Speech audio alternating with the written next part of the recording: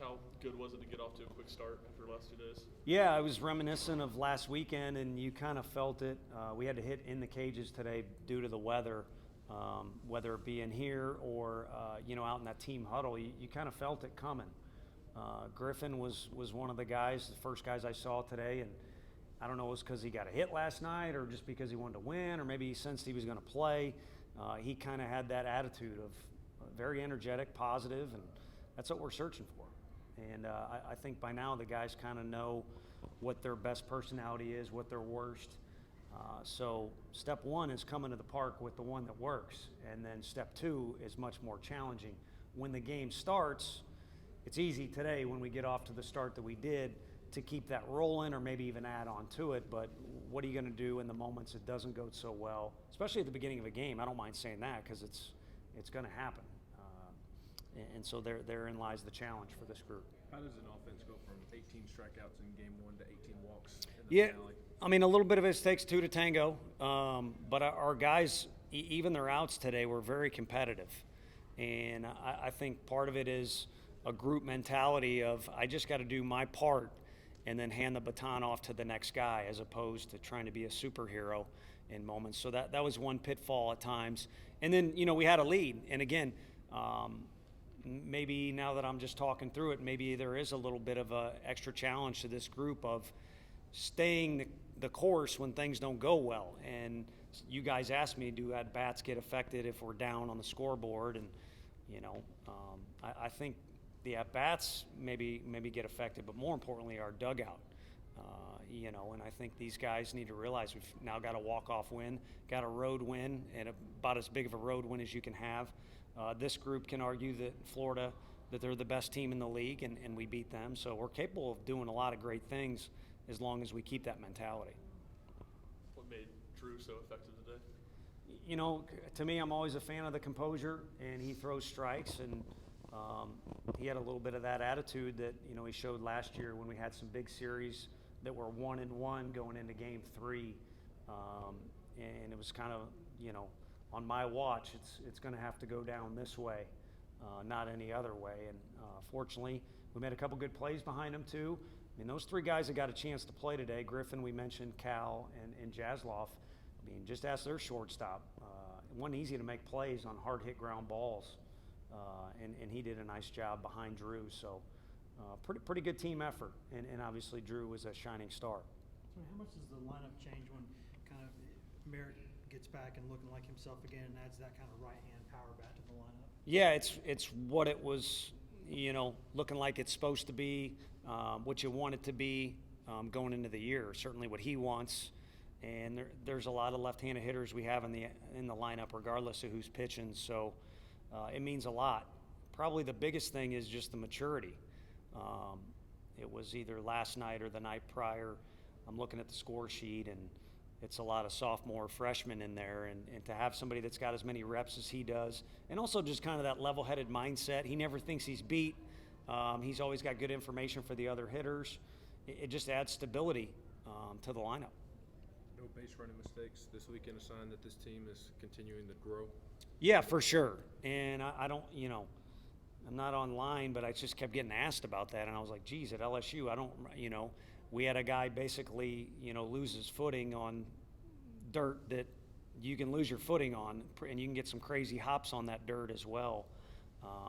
Other than that, I've seen a lot of progress, not just in that area, but in outfield defense.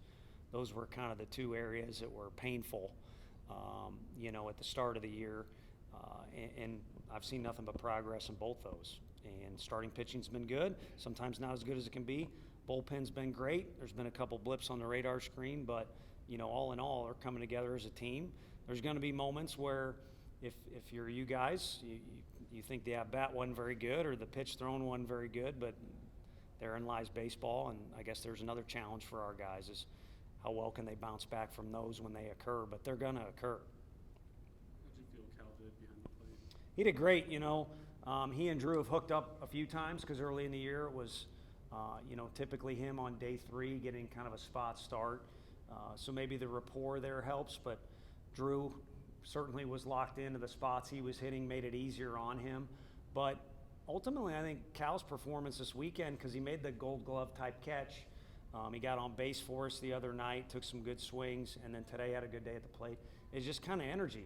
I mean, everybody's got a different personality to them. You don't have to bounce around or say stuff if you're a quiet guy, but when you're in here and they're getting loose, you can kind of tell who's excited about being here and who's excited about playing. And he's kind of had that, coming off of him the last few weeks, even on days when he knows dang well he's not in the starting lineup. So he got what he deserved today, in my opinion. How do you get this team to bring the maybe looseness and confidence they seem to play with in Game 3 to those first games of series moving forward? Yeah, I think each day's got a different flavor, and maybe there's a little too much, intensity or football mentality going into the series, so that's something to check on for sure. But kind of knowing, and it's not just, the last 2 games of each series. We've got other reps where they ain't got the blueprint for what the personality is. The deal is, if we score runs, yeah, it's easy to maintain that or pile onto it. But if the start doesn't go real well or there's some adversity along the way, where do you go with it from there? And I can try and contribute and throw out phrases. I mean, we're not going to have a team meeting in the middle of the game. That is, if anything comes out of today, or if we were to have a Sermon on the Mount, tomorrow to celebrate Easter about our team, that would be it. Is they know what it's supposed to be, coming to the locker room and then going to stretch and then completing pregame and then going into the game or going into a series. What are you going to do when it's not ideal? The first 2, 3, 4, 5th inning, maybe even later in the game, because it's not going to be ideal at any point. I mean, today wasn't even ideal. Would have liked to seen Camden Sewell throw the ball for the Vols today, but we obviously will take the win, but it's not going to be ideal. Yeah, speaking of Camden, how do you balance wanting to have him ready on Sundays or Game 3 and still making sure he gets plenty of work? Yeah, I think he's going to get plenty of work by the end of the year. That's a guarantee. So it's more just, probably taking now that he's in a groove. And I will say that it was in the back of the mind a little bit of our coaching staff of him going almost 70 pitches last Saturday. I don't think he needs a full week rest from that, but we got other guys that are really effective. Coach Anderson met with the staff and he said, the one thing about this group that's different than last year or prior years, we've got strength in numbers. We might have strength in numbers as much as anybody, that we've played so far. So that's our true positive, but we probably need to start looking just with him and everybody else, just one game at a time. What do we got to do this game today without worrying about tomorrow or the next day, and without worrying about what happened before those games, as long as the guys are available. Tony, have y'all gotten a clearer picture or anything with Maui in the past couple? No, I mean, he was better today. And again, Jasloff played really well. We just kind of like that matchup and that situation. So he comes out of the game, and of course we have confidence in Kendro too. I think in a pinch he could have played today. He took part all of pregame. So I'd assume he'd be ready to go on Tuesday. Then it'll be up to us if we see that he's the guy that needs to be out there.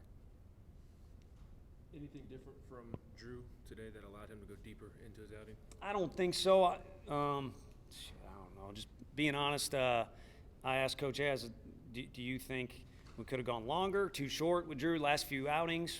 Because going into today, he's basically fresh, and we can extend him. But I truly feel like he's gotten what we've needed done going into day 3.